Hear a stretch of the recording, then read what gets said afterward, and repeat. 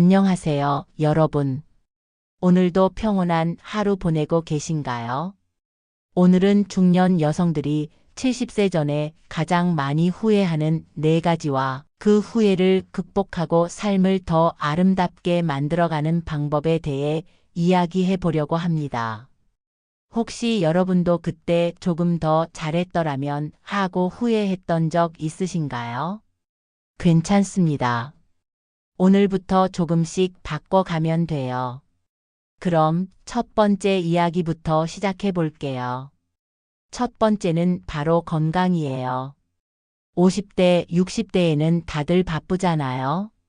아이들 뒷바라지에, 집안일에, 또 때로는 직장일까지.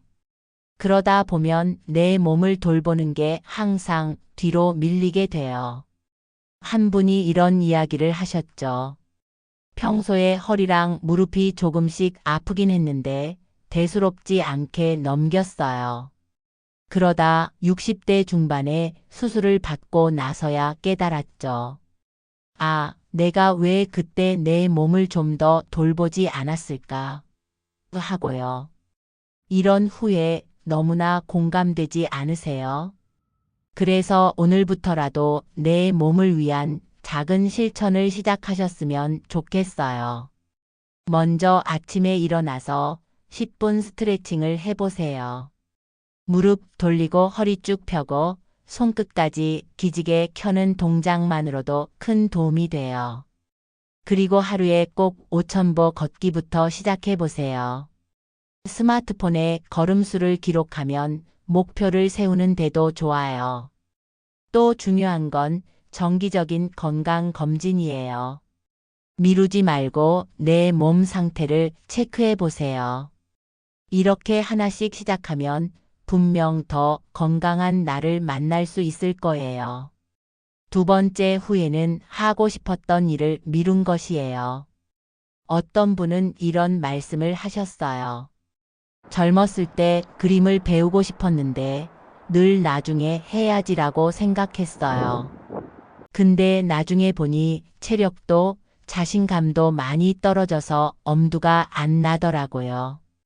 여러분도 미뤄둔 꿈이나 취미가 있으신가요? 만약 있다면 오늘부터는 이렇게 시작해 보세요. 1단계 작은 시도부터 시작하세요. 예를 들어 그림이 배우고 싶다면 유튜브에서 초보자를 위한 강의를 찾아보세요. 요즘은 집에서 배울 수 있는 강의가 정말 많거든요. 2단계 완벽을 기대하지 말고 과정 자체를 즐기세요. 처음에는 서툴러도 괜찮아요. 중요한 건 시작했다는 점이에요.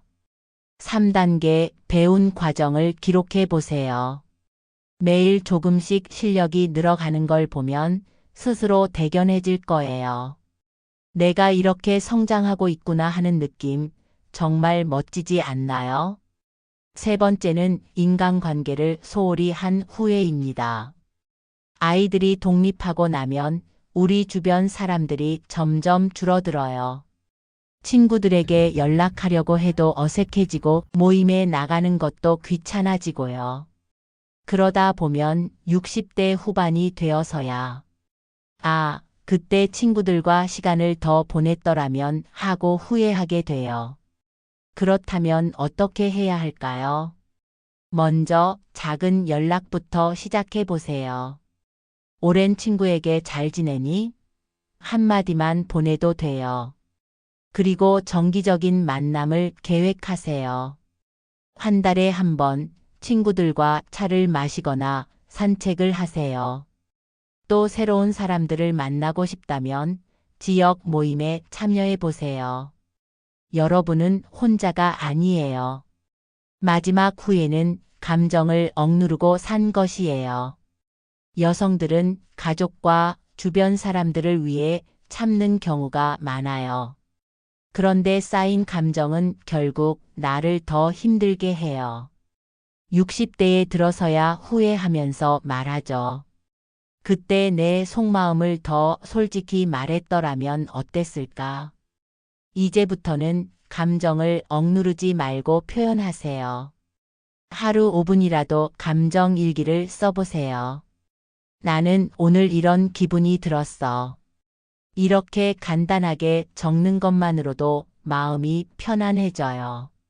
또 주변 사람들에게 감사를 표현해 보세요. 고마워. 사랑해. 이런 말은 들으면 정말 큰 힘이 되거든요. 감정을 표현하는 건 연습하면 점점 더 쉬워져요. 오늘 말씀드린 4가지 기억나시죠? 건강을 지키기 위해 하루 10분 스트레칭.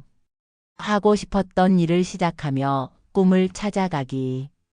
인간관계를 회복하기 위해 작은 연락과 정기적인 만남. 내 감정을 솔직히 표현하며 마음을 나누기.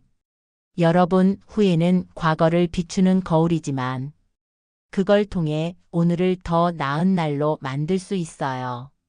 지금 이 순간 작은 실천을 시작해 보세요.